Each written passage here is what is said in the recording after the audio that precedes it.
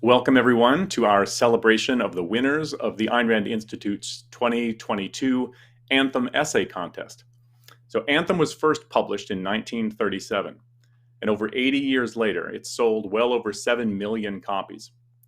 Here at ARI, we're proud to sponsor this annual essay contest, as well as contests on Ayn Rand's other novels, The Fountainhead and Atlas Shrugged. Today we're going to be announcing the winners specifically of the Anthem contest, and we'll be highlighting some of the exceptional passages from their essays. So this year there are going to be 5 third place winners who will receive a $100 prize. There'll be 3 second place winners who will receive $500. And of course, 1 grand prize, the first prize, will win whoever wins the prize will get $2,000. So we're very excited about this. It's one of the fun things we get to do every year. I should say that as a disclaimer that the event will contain plot spoilers, at least for Anthem. So if you haven't read the novel, look out. Maybe tune into this later after you've read it. I also want to get some thank yous out of the way from the outset. I want to thank all the students who have participated in the contest, particularly this year, and their teachers who have been encouraging them perhaps to read the book or to take the next step and submit an essay to the contest. I also want to thank our essay graders, of which there are many, and especially to ARI donors, because they're the ones who make this contest and the prize money possible. So thank you to all of you. My name is Aaron Smith. I suppose I should introduce myself. My name is Aaron Smith. I'm a fellow and instructor at the Ayn Rand Institute. And I want to bring in my colleague, here he is, my colleague Sam Weaver. He's a junior fellow here at ARI.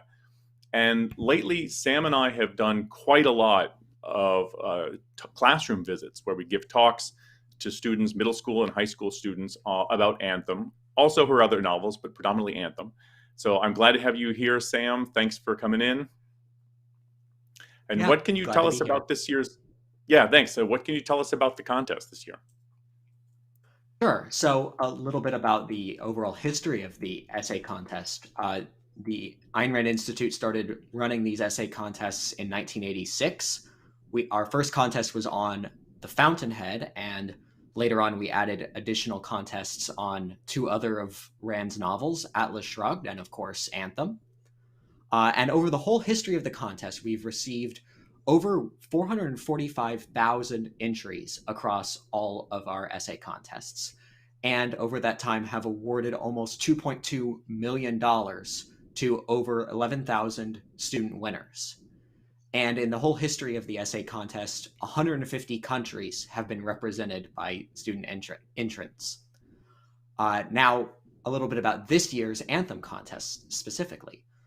This year we had 4,088 participants in the Anthem contest. And those participants came from 43 countries. And I think we have a slide on this that will come up in a second. And from that pool of 4,088 participants, the prize winners are 50 semifinalists who each receive $25, 25 finalists who receive $50, and the 9 top prizes who receive $100 up to $2,000 for the first place. And those we will talk about shortly, all those winners. So why don't we, go ahead. Sam, your audio went out, I think. Can you hear me? Yep. It's the accidental mute. Well, the last thing I was going to say was we're going to talk a lot about the top prizes tonight, but we'll show all of the finalists and semifinalists later, and the full list of winners will be published on our website at aynrand.org/contests. So let's meet our finalists. Let's meet the 9 finalists. Who are they? So what have we got here? So we got Jessica Grulich, Alyssa Han, Sadie Hussey, Grace Jasper, Artem Kayat, Jinmin Lee, Lauren Lee, Eric Petrovich, and Jamie Wang. So the question then, I guess, is how did they place in the contest? So as we said, as Sam, you said, there are finalists and semifinalists as well. So we're going to be announcing those toward the end. So if you are not one of the top 9, look for your name at the end. We're going to be printing those. Did I say printing? We're going to be showing those on screen toward the end of the broadcast. Sam, you want to say something about the grading criteria, what we're looking for in these essays? Sure. So we gave out a list of 3 topics to choose from, and we'll show those later on in the show. So we asked these essay questions. So the first criterion was just that students stay on topic and answer all parts of the essay question. So these are multi-part questions. Did the student answer all the parts of the question, and was their answer all staying on that topic? Then from kind of a writing perspective, was the essay logically organized and exceptionally clear, right? So did it make its points clearly in a logical order? And then speaking more on the side of content, did the essay deal with both the ideas and the events of the novel? So Ayn Rand's novel Anthem, it's a story, and there's a lot that goes on in there, but it's also a novel that's very much about ideas. There are ideas involved throughout the story, and we wanted to see essays that deal with both, that talk about the ideas behind the story, but also deal with the actual events that we see take place. So we wanted to see novels that deal with both and make connections between them. And of course, display a good understanding of both the ideas and the events. So, okay, great. Aaron, did you want to give us those prompts? Yeah, let's say something about the prompts. I think we'll actually read the prompts later, but I do want to say a few things about them. So there were 3 prompts this year.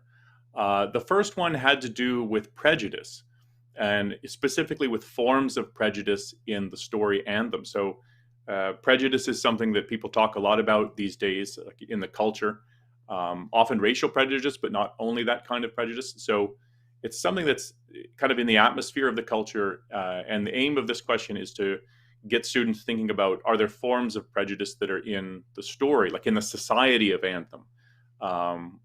If so, against whom and why? And it asks them to basically relate what they think of the kinds of prejudice that exist in the story, in the world of the story, I should say, and relate this to what they can see around them today or what they're hearing in the culture.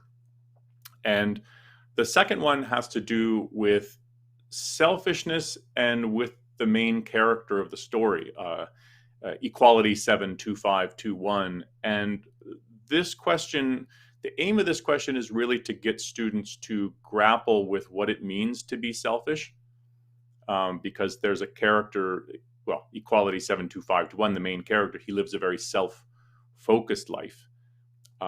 And so the question is, what does that life look like? Is it different from what you've been told to think about selfishness? Is there anything to learn from the story? And, it has to do with that kind of issue. And the third question, or the third prompt, I should say, has to do with a secondary character, but I think an important one. It's the main female character in the story, whose name is Liberty 53000. And the question has to do with whether she's an admirable character, and if so, why? And the purpose of this question is really, I think, Liberty, often gets overlooked as a character, and I think somewhat underestimated, because she is a minor character, she's a secondary character. And yet the question asks for students to probe her a little deeper and see, like, how is she characterized in the story? What can you infer, in effect, about her and her character? So it's kind of dig deeper about that character. So why don't we just get to our first batch of winners? These are going to be our third place winners, and these students who are about to announce, I think it's worth saying that they wrote essays this year that rose above 4,075 other essays that were submitted to us all around the country and all around the world. So this is, I think this is a big deal. So Sam, are we doing that drum roll thing? Okay.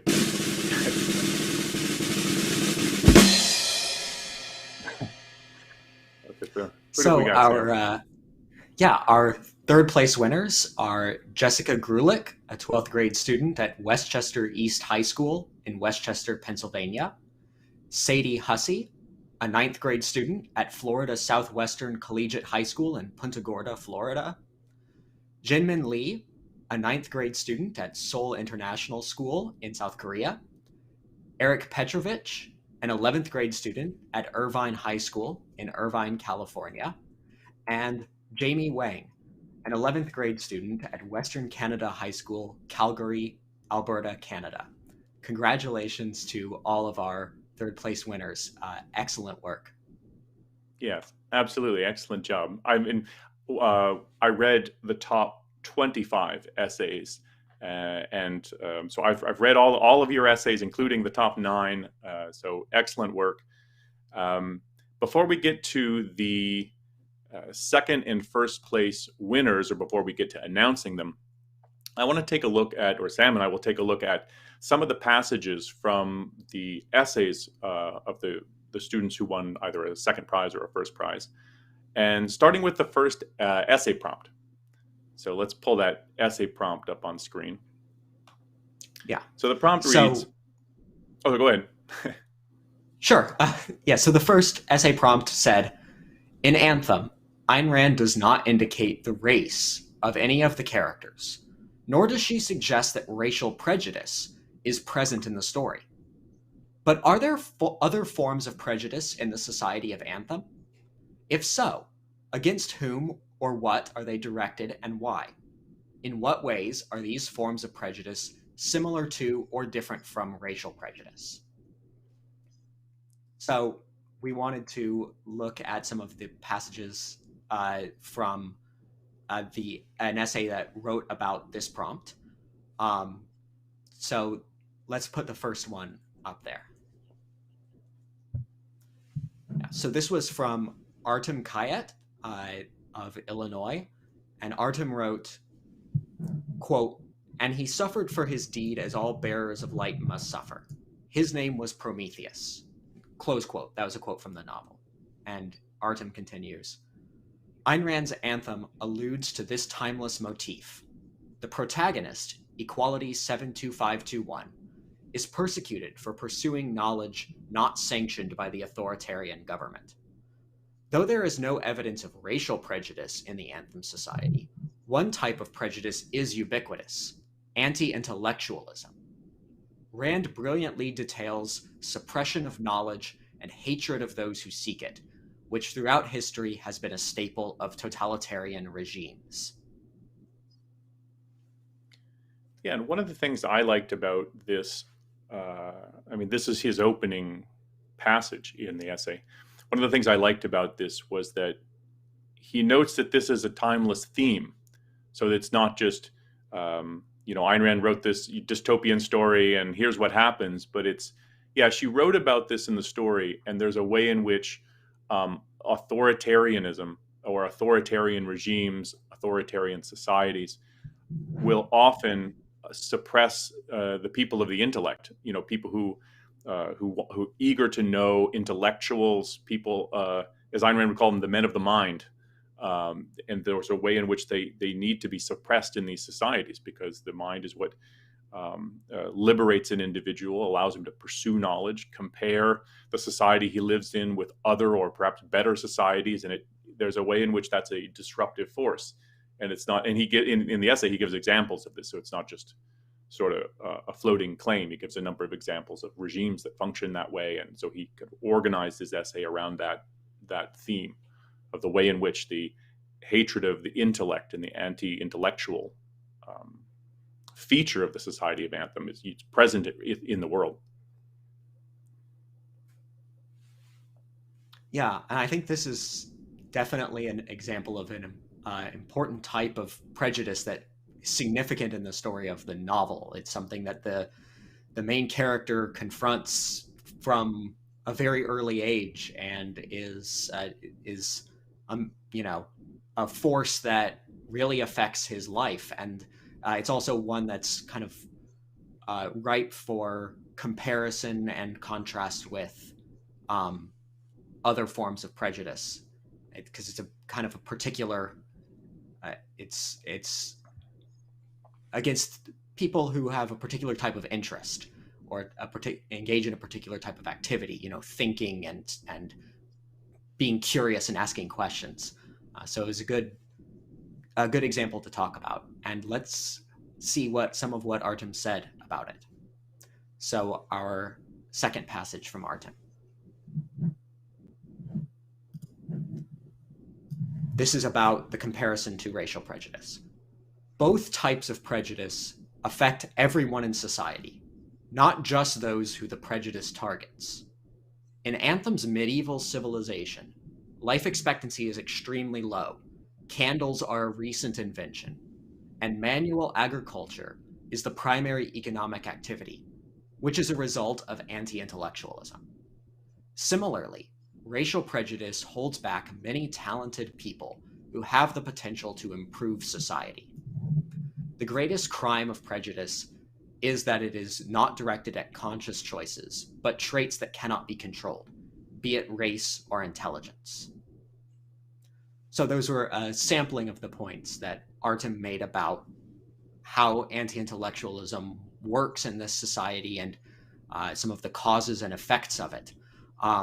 One thing that really stood out to me in that first paragraph that I just read there is that he makes the observation that prejudice is harmful to everyone, not just to the victims of prejudice, although it certainly they get probably the worst of it. Right. But it doesn't benefit anyone. It brings everyone down, because as Artem pointed out, you lose out on the achievements and the kind of the inventions or the art or the kind of the whatever people could create that they aren't creating because they're being held back by different forms of prejudice. And I think that's, as he says, that's true of all forms of prejudice, but the anti-intellectual one is a case where that makes that exceptionally clear, because you can see, and if you read the story, and he gives some examples from the story, you can really see what happens to a society that is prejudiced against its intellectuals and prevents them from achieving the things that they otherwise would be able to. Yeah, and I think, and the other thing with the last section of the passage that was up on screen is that racism targets characteristics over which someone has no control. So it's not even an issue of they've made some bad choices in life, and then you evaluate them appropriately, whether for good or for ill. But it targets features that people don't have any control over. And he's saying the same thing is true with the issue of intelligence. So the character Equality is obviously highly intelligent, and it's one of the things that allows him to see and understand things that give him a lot of unrest in the story.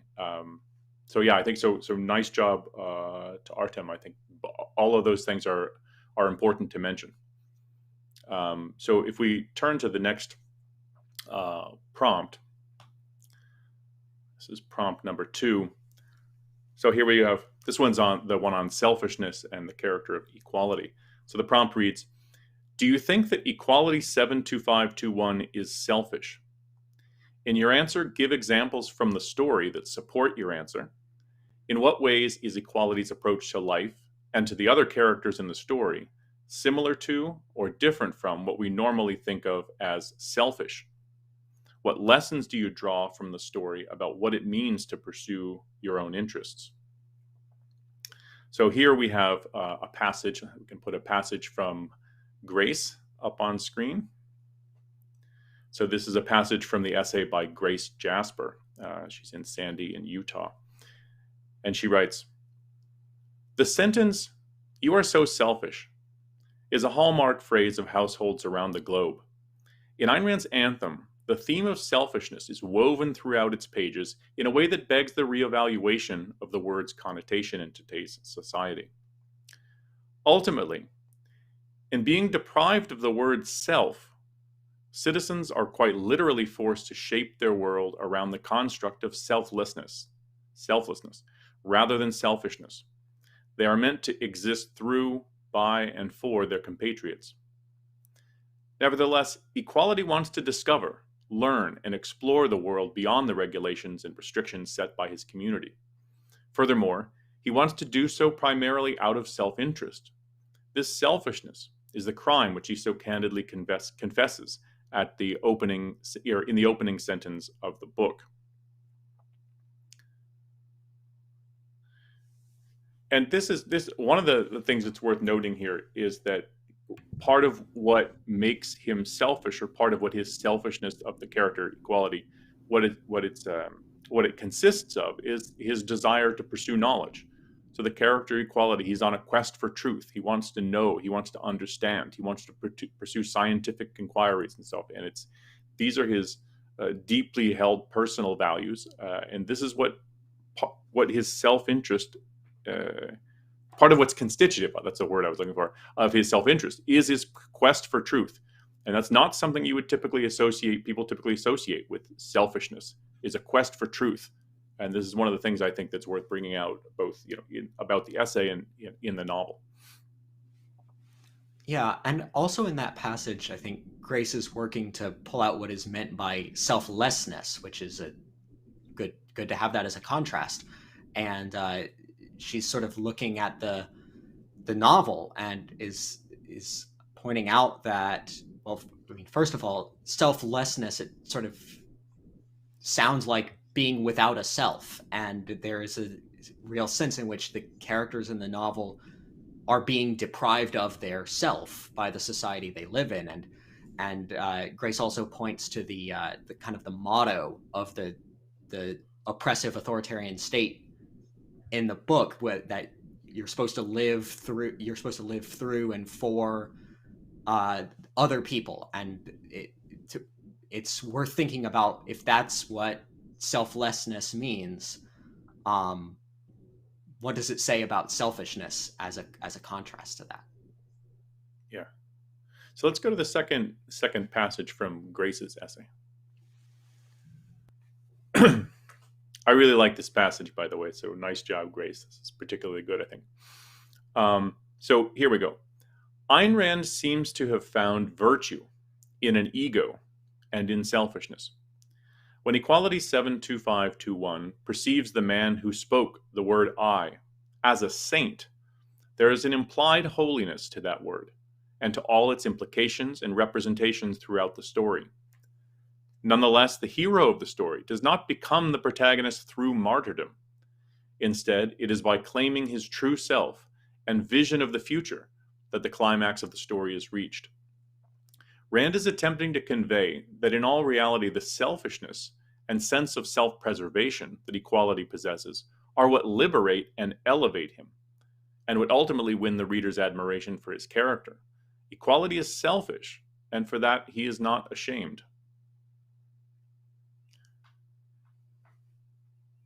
And I think one thing that's interesting is she brought up the issue about he doesn't become the protagonist or the hero of the story through some kind of martyrdom, because we often think of heroes as they're sacrificial in some way. They do something let's say brave or risky or something, and they die. And part of what they're admired for is the fact that they lost their life, and so on. And this is not really the way Equality functions in the story. And also the idea that Grace picked up on the idea that there's reverence in the story, and it's reverence for the ego, reverence for the self. And so she picks up on the idea of there's a holiness that's involved. So in the story, a man is being burned at the stake, and he's had his tongue cut out. It's a brutal. It's not, well, it's more poetically portrayed in the story than it is brutal, but you understand that there's a brutality to the scene. And what he's being burned for is that he has finally discovered the word I. And he has spoken the word. And this is like the worst crime in the society. They don't want people to discover their individuality, to forge a sense of self, and so on. And when equality looks upon this character, he thinks that, we've been told that there are saints, but we've never seen one, we've never met one, and he gets the sense that this must be what a saint looks like, because there was something really reverent or holy about the character, and I think what he discovered, and what kind of a person he must be to reach such an enormous feat in that society where the word I and the first person pronouns are all wiped out. They don't even know that there is a word I, and so what that person must have done to rediscover it is what equality then has to do as well in the story. So the tapping into the idea that there's something holy or reverend or something about the self, I think is important. I agree with that very much. Should we look at another student who wrote on this topic? Yeah, let's go to the next prompt. Yeah. Oh no, this is not the next prompt. Sorry, this is another quote.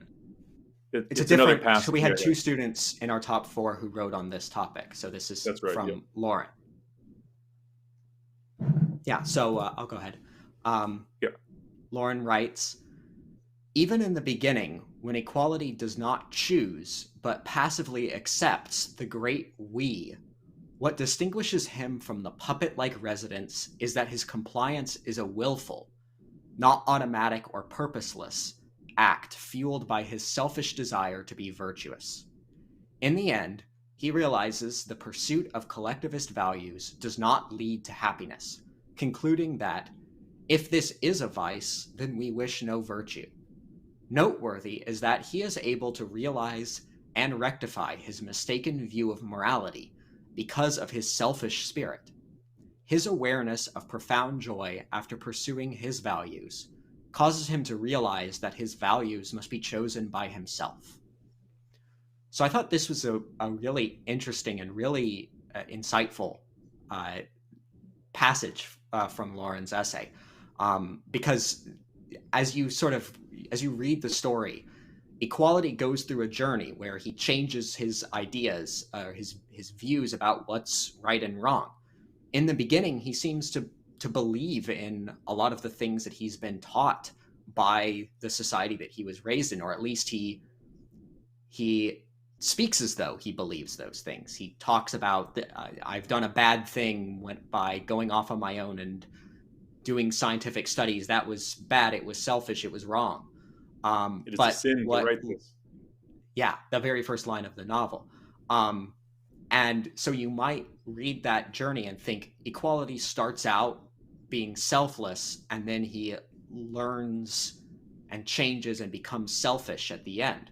But Lauren is making an interesting point here, which is that equality, even early on in the story, is driven by a selfish desire to be a worthwhile person, be a moral person. He's driven by a sort of a personal moral ambitiousness, a desire to make himself into a person, be a person that he can be proud of.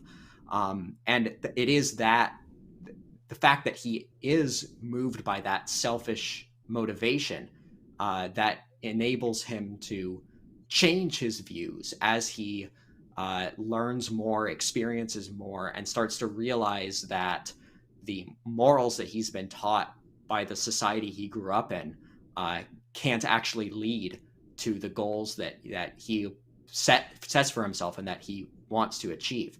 So I thought that was really a good insight from Lauren. Yeah, and part of the things that's interesting about the story is that so equality, he's raised in a society where he's taught that the individual is nothing, that the group is everything, that something can't be true unless the group agrees, and there's a sense in which I think part of the things that Lauren's pointing to is that there's a sense in which he does adopt those views because there's nothing else around him. But she said it's not exactly, I think she's sort of grappling with how to characterize that, because it's not like he chooses that as the right morality. Like that's his choice. He selects this among alternatives. It's just, this is what he's been given. So there's a sense in which he just sort of takes it on from the culture, but that also he doesn't fully take it on. Like he never really fully takes it on, but he has no alternative. So he has to think in those terms. He has to think that, well, there's something wrong with what I'm doing, and I'm going to try to be good. And so I should stop doing these things. At the same time, he can't fully believe that what he's doing is wrong when he pursues his own inquiries and lives by his own judgment. And he can't really fully think that it's wrong.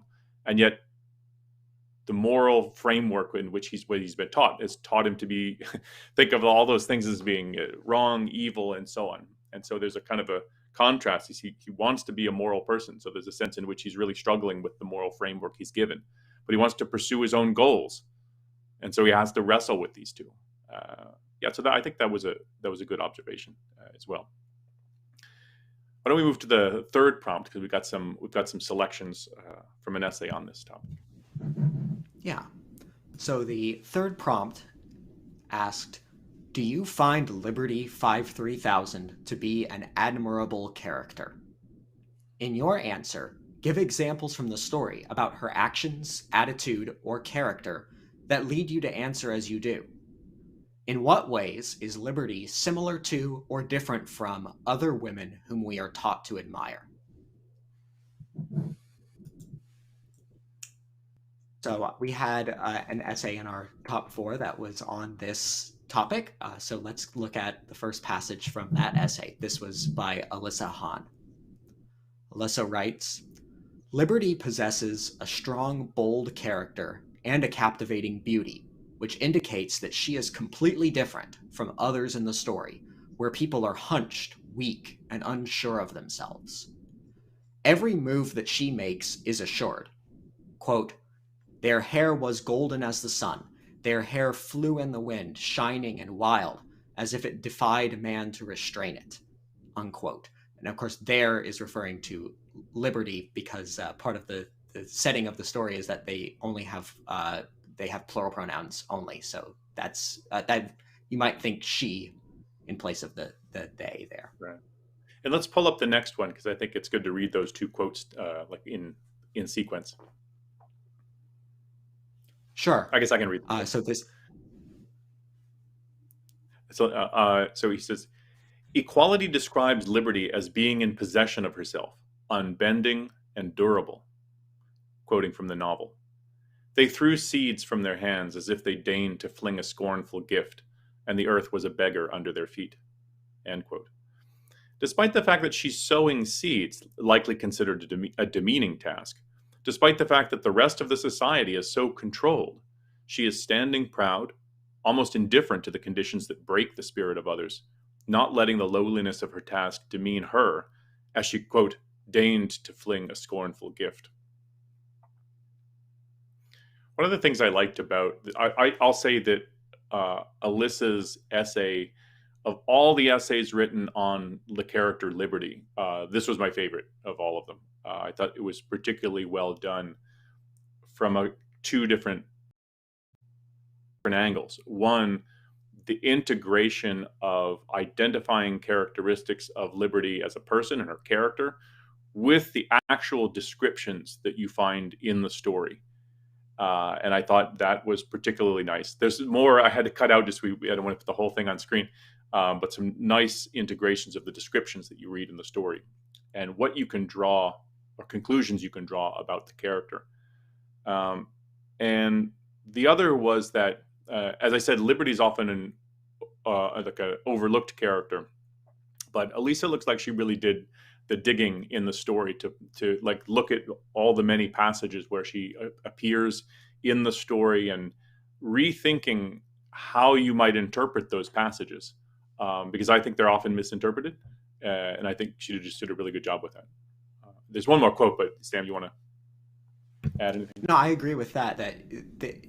There's not long sections about kind of Liberty's thoughts and ideas in the story, but the novel's written in a way where there's a lot of meaning in almost any sentence you can find, and Alyssa did a good job of looking at that scene where we kind of first see Liberty and really getting into the description and drawing out what we can learn about her character from just a relatively short short passage. So yeah, I thought that was well done.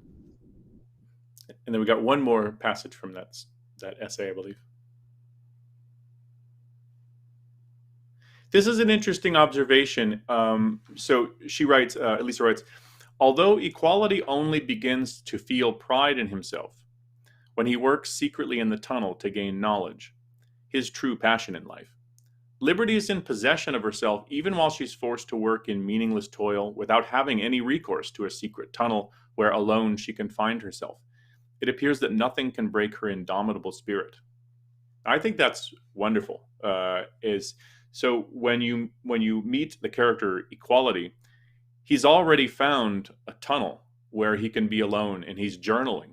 In effect, he's writing out. So we hear the whole story from the perspective of the character Equality, and you don't get much of a backstory when it comes to Liberty. Though they're growing up in the same society, you assume they grew up under the same conditions and so on. They separate the men and the women, of course, but they grow up under the same laws, under the same moral code.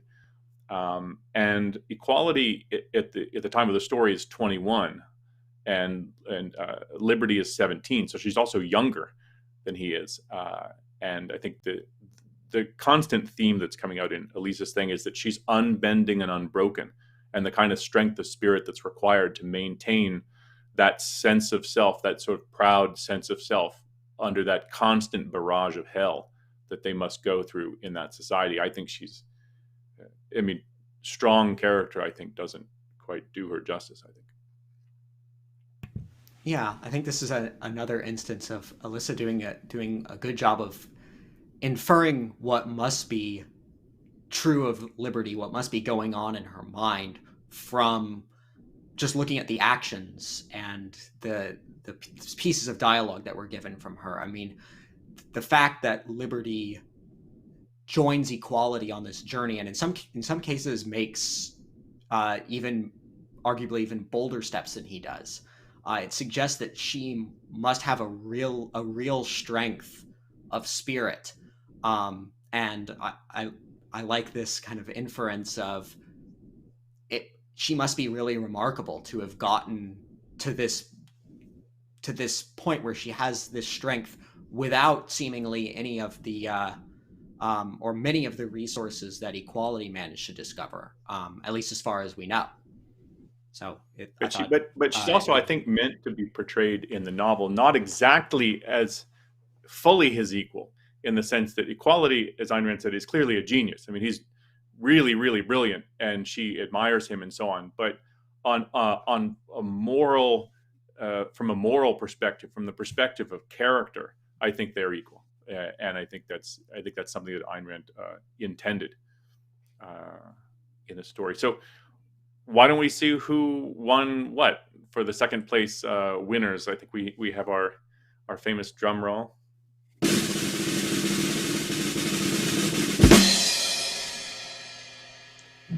All right, here are the second place winners. Alyssa Han, whose essay we just read from, 8th grade student at Chadwick International School in South Korea. Grace Jasper of Alta High School in Sandy, Utah. And Artem Kayet of Prospect High School, Mount Pleasant, Illinois. Congratulations, Alyssa, Grace, and Artem. Very well done. Hope that you enjoy your prizes. Yeah, congratulations. I'll say it as well. These were very good and perceptive essays on kind of a challenging topic. I hope you all three of you decide to do the Fountainhead essay contest. Well, I guess maybe Alyssa has to wait until she's in 11th grade, I think, because I think it's the Fountainhead for 11th and 12th graders. But for Artem and Grace, I hope you submit something for next year's contest. Yeah. So that leaves us with what? So that leaves us with our first place winner. But I think we should have another drum roll before we officially announce.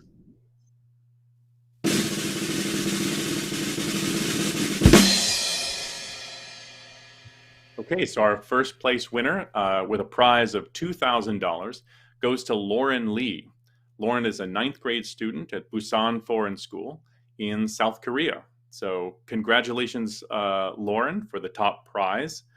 I think we've got her here somewhere, but before we bring her on screen, let's look at a few of the passages from her winning essay. Yes. So here's another passage from Lauren's essay. So remember that Lauren wrote on the second prompt, which asked about whether or not equality is a selfish character and how he relates to sort of conventional ideas about selfishness. So Lauren writes the following.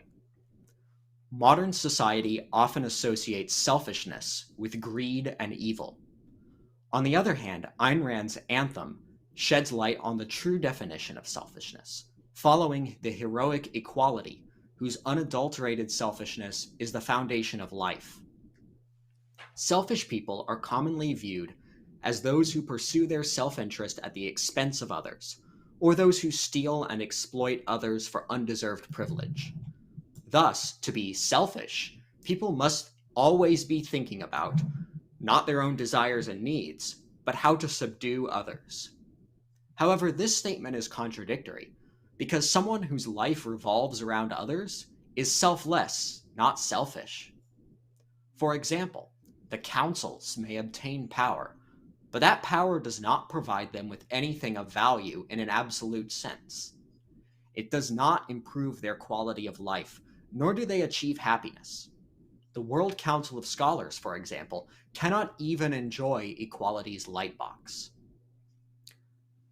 So this was, I thought, really great passage from Lauren's essay. So we asked people who wrote on this topic to compare equality to the kind of the conventional idea of selfishness, the way people ordinarily talk about it.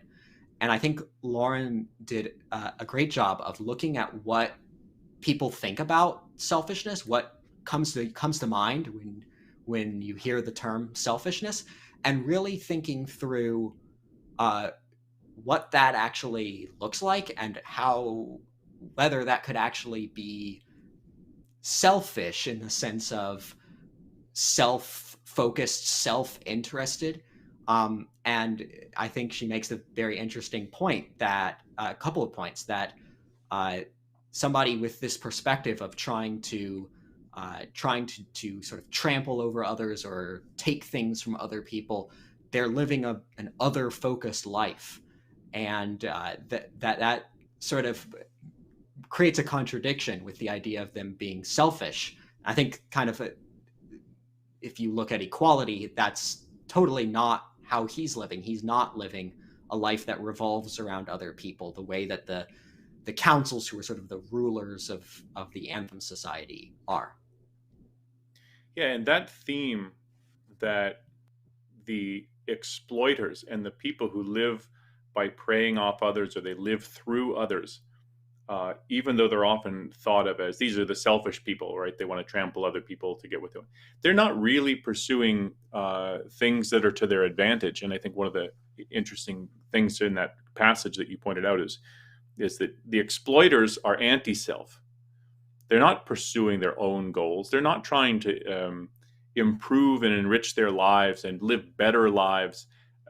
They're just out to suppress other people. So the one they wind up spending their time doing is watching other people, telling them what to think, managing them, so to speak, managing them down, so to speak. But they're not gaining anything from it. And even if they gain some social status or position, their actions aren't actually benefiting them. So it's worth thinking, just how much do we want to call these people selfish? It seems like there's something really off about that. Yeah. Maybe we could move to the next quote. Yeah. So another quote from Lauren's essay. On the other hand, equality is truly selfish in that he pays no attention to anything or anyone irrelevant to his life, such as the city's artificial rules or the mindless citizens. He wants to, quote, study the earth and learn from the rivers, from the sands, from the winds and the rocks, because, that end quote, because knowledge of nature is where, quote, all the great modern inventions come from, end quote. As equality is a selfish man who is ambitious to live, instead of being intimidated by the mysteries of nature, he is intrigued by them, seeks to make discoveries, and exploit nature for great inventions. As a result of his scientific endeavors, he can better fulfill his needs, elevate his life quality, and ensure a successful life on Earth. Yeah, so this passage from Lauren, it makes the contrast to the portrait that she painted of the selfless person who people would think of as selfish, the person who is after power, after trying to rule others. This is equality in contrast to that person, and we see it's a very different portrait. And I like that Lauren's portrait of equality really focuses on his scientific endeavors and his relationship with the natural world, his desire to learn from nature, and his fearlessness, his fearless desire to know things and to discover more about the world for the benefit of his own life and his own knowledge. Yeah, I think it's the an individual's independent pursuit of the truth, and in an independent pursuit of values that he or she thinks are actually sustaining, enhancing, and enriching the person's life. So it's their chosen values, and it's the pursuit of truth, but in the realm of values as well. And that's really the focus of this. And let's go to the next quote, because it draws another kind of contrast, or another sort of feature of the selfishness that's exhibited by equality, that is not, it's surprising, I guess maybe you'd put it that way. So Lauren writes, while selfishness is often linked to destructive and uncaring traits, equality is the most generous and compassionate character in Anthem. I think that's true. Upon inventing the lightbox, he courteously presents it to the scholars and seeks to cooperate with them for greater achievement. He says, "We give you the key to the earth. Take it and let us be one of you. Let us work together." His respectful offer and humane treatment of the scholars are not despite, but due to, his selfishness. He seeks to cooperate because he doesn't view them as threatening rivals. Rather, he believes them, and I'll add here just my studies, unfortunately, mistakenly, but he believes them to be intellectually driven beings. Also, after escaping the city and understanding the individualist philosophy in the uncharted forest, he is motivated to establish a new community and invite his peers trapped in the city. So what I think is interesting here is that not only is she noting that his selfishness doesn't involve trampling others or exploiting others or placing others in any sort of central role in his life. He's out for the pursuit of truth and the things that he identifies by himself as valuable. That he's also not, he doesn't care about anybody else. He has no attachment or interest in cooperating with anyone else. He's not like that. So he builds his light box, but he says, this is a value. This is important. So for those who ignored my comment about spoilers and you haven't read the book, what equality does is he basically rediscovers electricity and builds a kind of in effect, like a light bulb, like a lamp.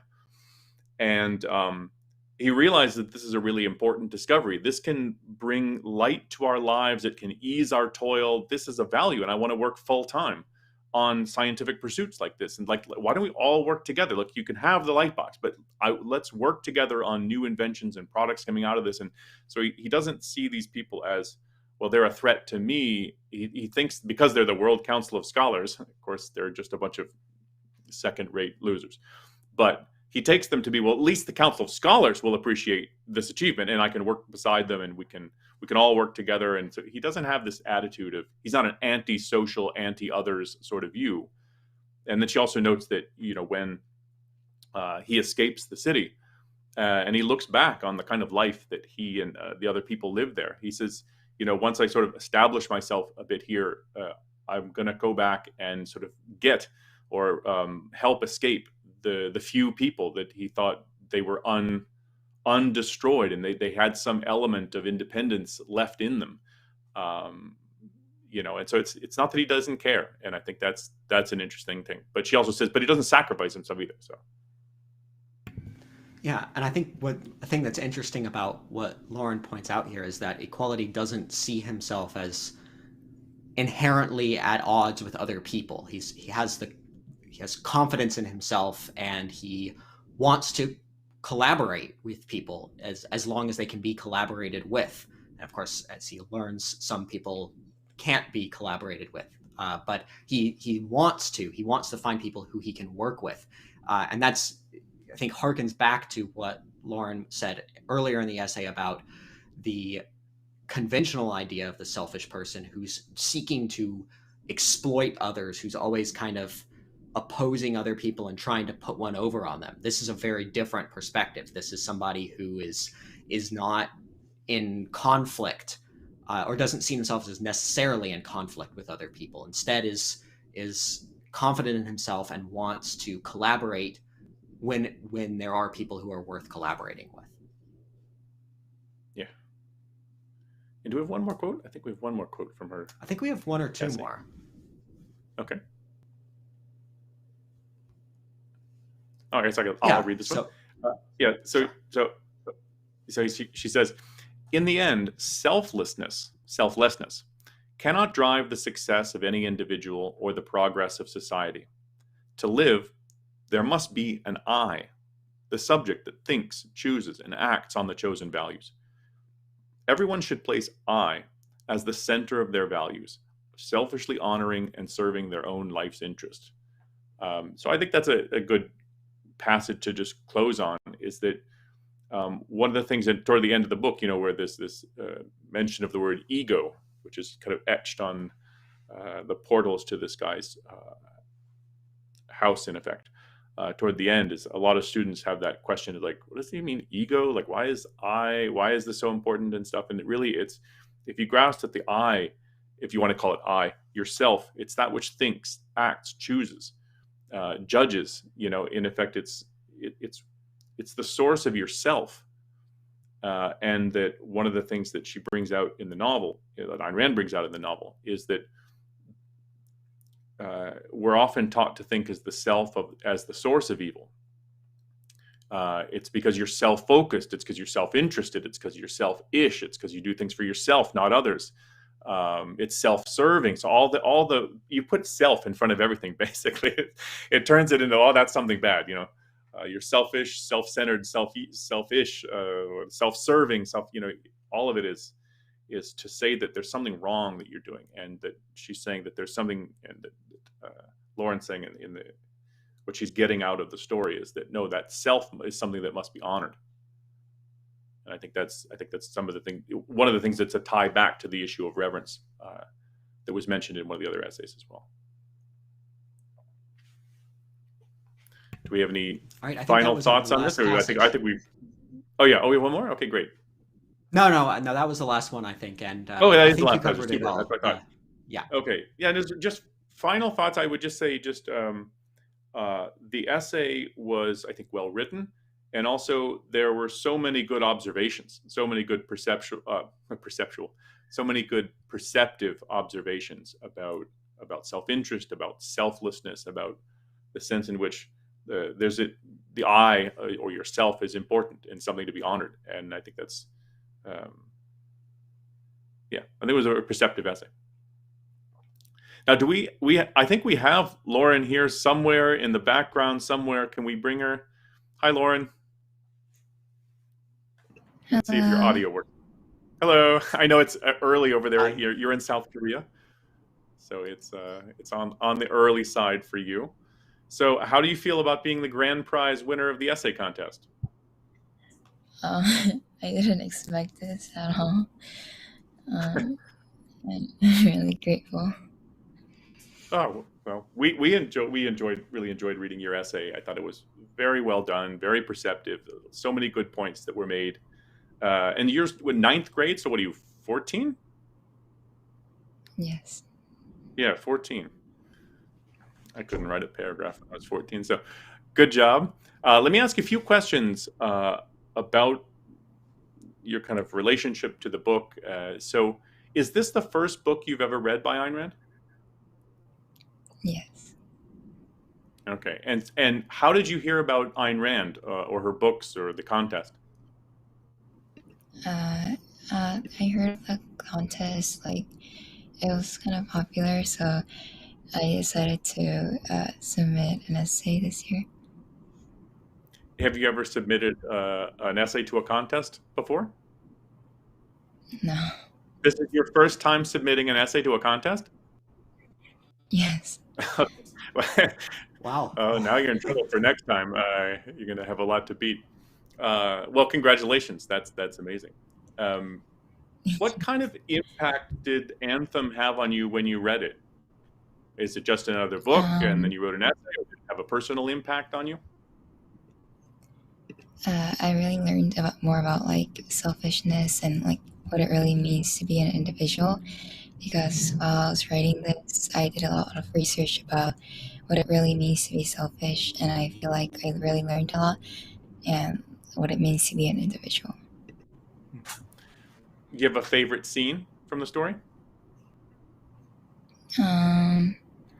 Probably like when equality kind of decides to get out of society and he realizes that he should really live his life for his own good. Like when he escapes to the uncharted forest? So let me ask this. So you chose to write on the essay prompt on selfishness. What made you choose that particular prompt? I think I chose this prompt because as I was reading the book, it was really interesting to see how equality developed in I, not a we, and I really wanted to write more about this topic and research about it. And what do you think? Did you learn something from the story, just for yourself? I mean, apart from the essay, when you, or either from the book for your interaction with the book, or from your writing of the essay. What do you feel like you took away from it? What did you learn? I think that I learned like selfishness is not a bad thing, and it's not about like putting down others for your own good, and you really need that trait to kind of succeed in life. Sam, do you have some questions for Lauren? Anything you want to ask?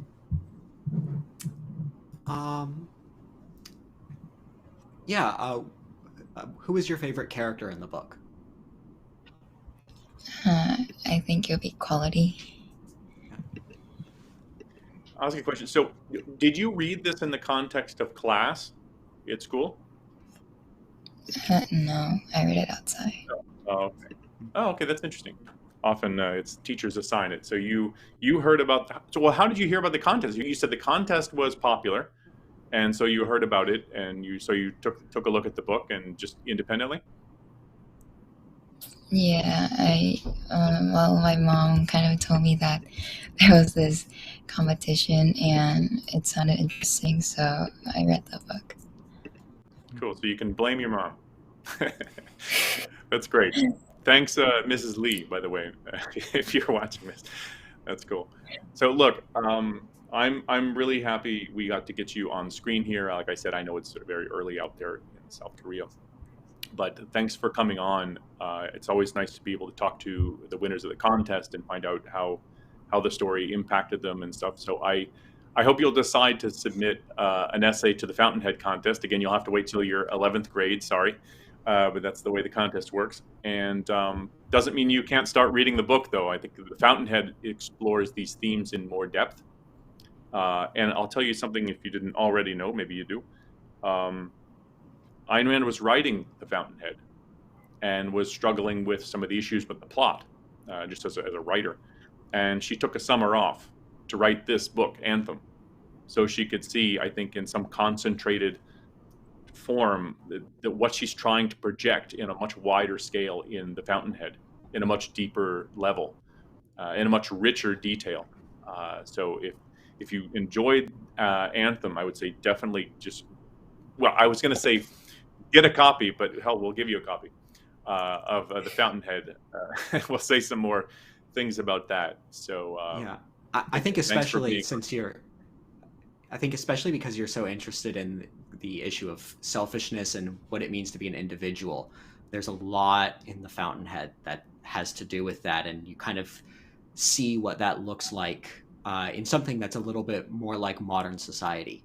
So that's really Yeah, where interesting. you're dealing with like career, relationships, other people's pressure, job issue. Like, so it's in a much richer and detail. And it's, I don't know, that's the first Ayn Rand book I read, and that's what made me just fall in love with it.